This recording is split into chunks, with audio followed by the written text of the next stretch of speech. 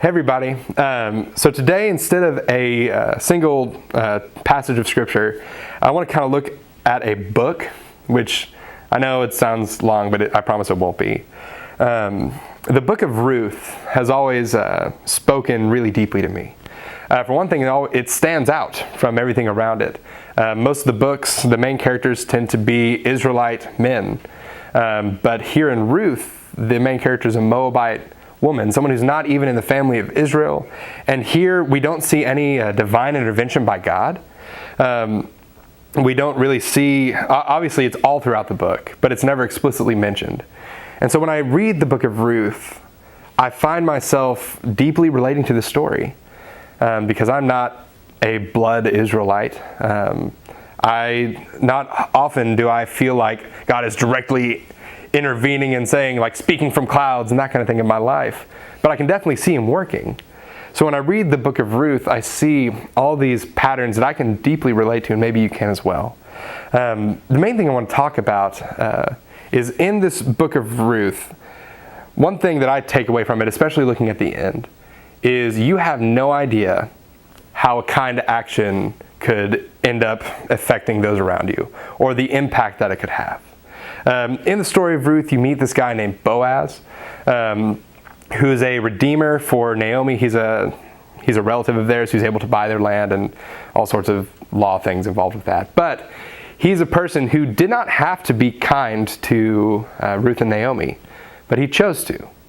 He chose to step out and put himself almost in financial risk because he's going to take on this new property, he's going to cultivate it, and whenever Ruth has a child, he's going to pretty much have to give all that up.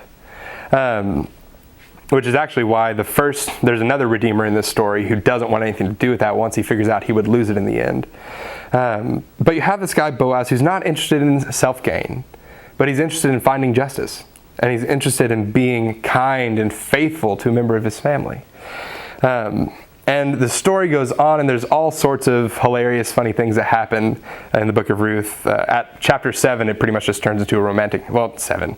Chapter 3, there aren't only 4 chapters. In chapter 3, it turns into pretty much a romantic comedy, which I've always been a fan of. But in the end of the book here, so you know the ending.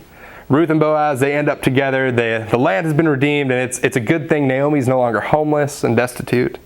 So I want to read this last little chunk.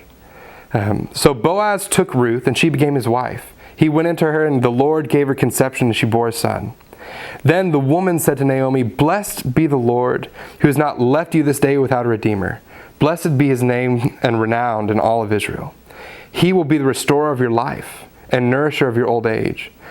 For your daughter-in-law who loves you is worth to you more than 7 sons. He has given birth to him."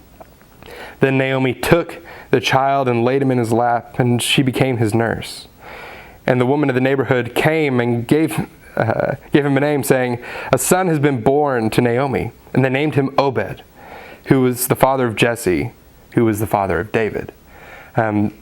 You have this story that if you were to just take it and leave out that last part, like, oh, that's a fun little story about someone who came in, who was a stranger, who was a foreigner, that someone ended up loving and being faithful to, and ended up blessing.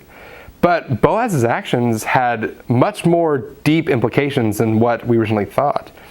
You see, at the end of this book, you realize, okay, so Boaz and Ruth's kid is Obed, who is David, the king of Israel's grandfather.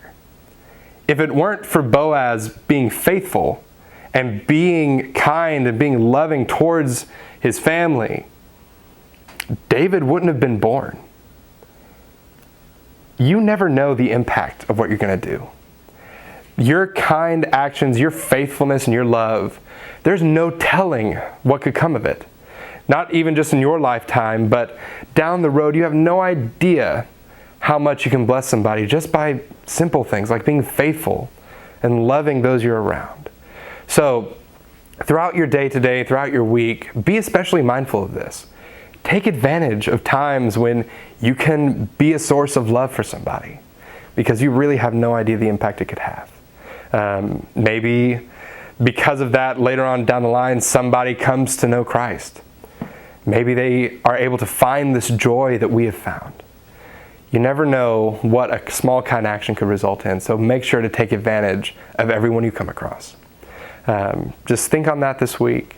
And if you want to be notified whenever we put up these videos, you can subscribe, and you can hit the bell icon to be notified.